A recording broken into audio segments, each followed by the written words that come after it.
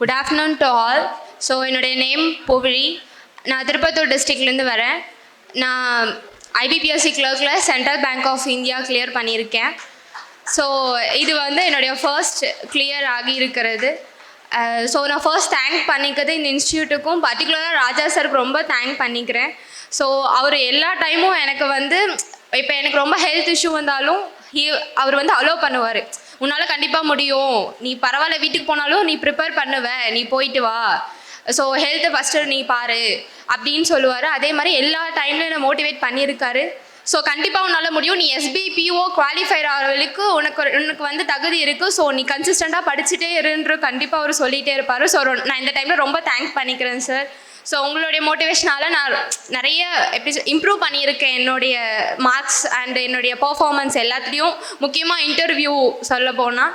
So அடுத்து thank பண்ணிக்கிறது என்னுடைய அப்பா அம்மா. ஸோ அவங்க தான் என்னுடைய பெரிய சப்போர்ட் எல்லா டைமுமே. ஸோ எப்படின்னா, நீ படி, எல்லா டைமும் படிச்சுட்டே இரு, உன்னால் கண்டிப்பாக முடியும். நான் ஒன்று கிளியர் ஆகலைன்னா கூட கால் பண்ணி அழுவேன். அவங்க வந்து இது போனால் என்ன, உனக்கு இன்னும் நிறைய வரும். பர்டிகுலராக என் சிஸ்டர் சொல்லணும், அவள் எப்போவுமே என்னை மோட்டிவேட் பண்ணிகிட்டே இருப்பாள். ஸோ அவங்களுக்கு அடுத்து பார்த்திங்கன்னா என்னுடைய ரூம்மேட்ஸ், ஆக்சுவலி என்னுடைய ஹாஸ்டலில் ஒருத்தி வந்து என் ஹாஸ்டலில் டார்ச்சர் பண்ணிகிட்டே இருப்பேன். சொல்லப்போனால் தென்றல், மார்க் வரல புலம்பிகிட்டே இருப்பேன். அவள் உட்காந்து பொறுமையாக கேட்பா, நீ படி, என்னது இப்போ இது பண்ணிகிட்ருக்க, போய் படி. என்னுடைய ஃப்ரெண்ட்ஸ் எப்படின்னா, குரூப்பில் இப்போ உட்காந்துட்டு ரூமில் கதை பேசிகிட்டு இருந்தாலும் என்னை அலோவ் பண்ண மாட்டாங்க அந்த இடத்துல. உனக்கு இங்கே என்ன வேலை, நீ போய் படி அப்படின்ற மாதிரி என்னுடைய ஃப்ரெண்ட்ஸ் எனக்கு ஹாஸ்டலில் செட் ஆனாங்க. ஸோ என்னை எப்பவுமே மோட்டிவேட் பண்ணிகிட்டே இருப்பாங்க. நீ படி படி, உன்னால் கண்டிப்பாக முடியும், கிளியர் பண்ணுவ, நீ கண்டிப்பாக ஸ்டேஜில் போய் பேசுவ, நாங்கள் வருவோம், உனக்கு வந்து நாங்கள் கண்டிப்பாக நாங்கள் உங்களை பாராட்ட வருவோம், சியர் பண்ண வருவோம் அப்படின்னு சொல்லியிருக்காங்க. ஸோ இன்றைக்கி வந்திருக்காங்க. ஸோ எல்லாத்துக்கும் ரொம்ப தேங்க்ஸ். அண்டு ஸோ நான் பிஎஸ்சி அக்ரி முடிச்சிருந்தேன். ஸோ முடிச்சு என்னுடைய ஃப்ரெண்ட்ஸ் இங்கே AF4 சேர்ந்துருந்தாங்க. ஸோ நானும் ஜாயின் பண்ணேன். பட் ஆனால் அன்ஃபார்ச்சுனேட் என்னால் கிளியர் பண்ண முடியல. ஸோ அதை முடிச்சுட்டு வீட்டுக்கு போயாச்சு. வந்த உடனே சூப்பர் பேட்ச் டெஸ்ட் வச்சாங்க. ஸோ கண்டிப்பாக சூப்பர் பேட்ச் போகணும் அப்படின்ற மோட்டிவில் சூப்பர் பேட்ச் சேர்ந்தேன்.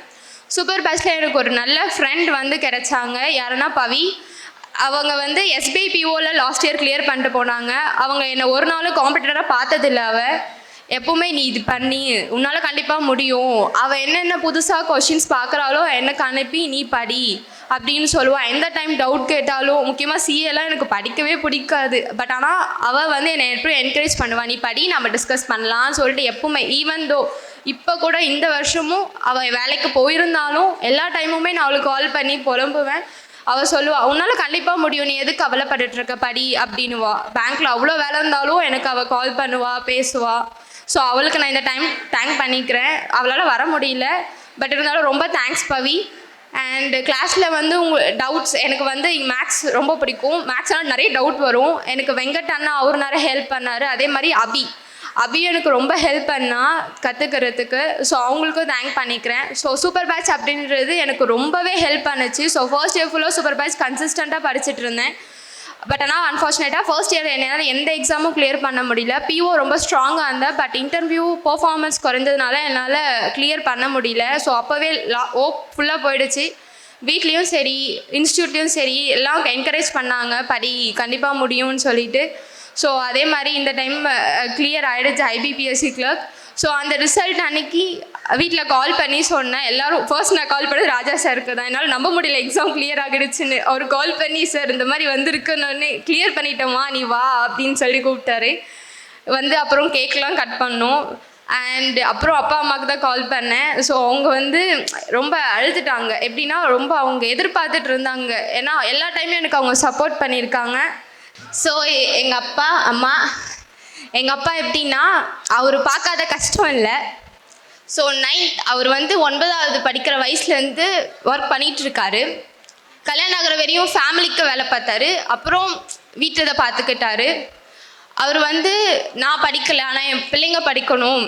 வீட்டில் எல்லோரும் ரிலேட்டிவ்ஸ் சொல்லுவாங்க, எதுக்கு காசை வேஸ்ட் பண்ணுறீங்க, படிக்க வச்சு என்ன பண்ண போகிறீங்க அப்படின்லாம் பேசிக்கிறாங்க. இவங்க 2 பேரும் எங்களுக்காக அவ்வளோ சாக்ரிஃபைஸ் பண்ணியிருக்காங்க. எனக்கும் சரி, என் தங்கச்சிக்கும் சரி, அவ்வளோ சாக்ரிஃபைஸ் பண்ணியிருக்காங்க. நான் பிஎஸ்சி அக்ரி வந்து எனக்கு வந்து ஃப்ரீயில் கிடைக்கல. எனக்கு வந்து லோன் எடுத்து தான் ஆக்சுவலி சேர்த்துருந்தாங்க. எங்கள் அப்பா நினச்சிருந்தானே நீ பரவாயில்ல டிகிரி ஆர்ட்ஸ் அண்ட் சயின்ஸே படிச்சுக்கோன்னு சொல்லியிருக்கலாம். பட் ஆனால் அவனுக்கு என்னடா பிரச்சனை, நான் கட்டுறேன் நீ படி அப்படின்னு அவரு சப்போர்ட் பண்ணார். இவங்க 2 பேரும் சாக்ரிஃபைஸ் பண்ணதுக்கு அளவே சொல்ல முடியாது. இவங்களுக்கு இல்லைனாலும் எதுவும் புதுசாக ட்ரெஸ் எடுத்துக்க மாட்டாங்க, இவங்களுக்காக எதுவும் எடுத்து வச்சுக்க மாட்டாங்க. படிப்புக்குன்னு வந்தால் கடன் வாங்கி கூட பண்ணுவாங்க, ஆனால் அவங்களுக்குன்னு எதுவுமே பார்த்துக்க மாட்டாங்க. ஸோ அவங்கள நான் வந்து பெருமைப்படுத்தணும்னு நினச்சேன். அதுக்கான ஸ்டேஜ் இதை தவிர்த்து வேறு எதுவும் பெஸ்ட்டாக இருக்காதுன்னு தோணுச்சு. ஸோ ஒரு வேலை கவர்மெண்ட் வாங்கிட்டு I want to show to every one. So அப்பா மூர்த்தியோடைய பிள்ளையும் கண்டிப்பாக கவர்மெண்ட் வேலை வாங்க முடியும் காமிக்கணும். அதே மாதிரி படிப்புக்காக நம்ம செலவு பண்ணால் அது எப்பவுமே வந்து வீணாகாது. கல்விக்காக நம்ம வந்து கண்டிப்பாக எவ்வளோ வேணால் நம்ம வந்து செலவு பண்ணலாம், ஏன்னா படிப்புன்றது அவ்வளோ முக்கியம். ஸோ ரொம்ப தேங்க்ஸ் அப்பா அம்மா என்ன எவ்வளோ தூரம் சப்போர்ட் பண்ணதுக்கு. அப்புறம் ஆஸ்பிரன்ஸ்க்கு என்ன சொல்லுவேன்னா, என் தங்கச்சி சொல்லுவா இது, நான் ஒரு டைமும் ஒரு எக்ஸாம் போயிடுச்சுன்னு சொல்லுவேன். அப்போ சொல்லுவாள், what is coming is better then what is last. So உனக்கு இதுக்கு மேலே வர்றது கண்டிப்பாக போனதை விட பெஸ்ட்டாக தான் இருக்கும், நீ படி, உன்னோடைய பர் டே ஆன எஃபோர்ட்டை கண்டிப்பாக போட்டுகிட்டே இரு, உனக்கு வரும்னு சொல்லுவோம். அதே தான் நான் உங்களுக்கும் சொல்கிறேன். ஸோ இங்கே பாஸ் ஆன எல்லாருக்கும் கங்க்ராச்சுலேஷன், இதுக்கு மேலே வரப்போகிற அச்சீவர்ஸ்க்கும் congratulation and all the best. Thank you so much. அனைவருக்கும் மிகவும் நன்றி. ஒரு பிள்ளையை வந்து பெறுவது வந்து பெற்றோர் கடமையாக இருந்தாலும் அதை உருவாக்குவது ஆசிரியர் கடமைன்னு சொல்லிட்டு எனக்கு தெரியும்.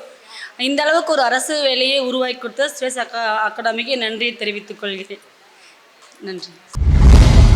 சுரேஷ் IAS அகாடமி, வெற்றியின் முகவரி.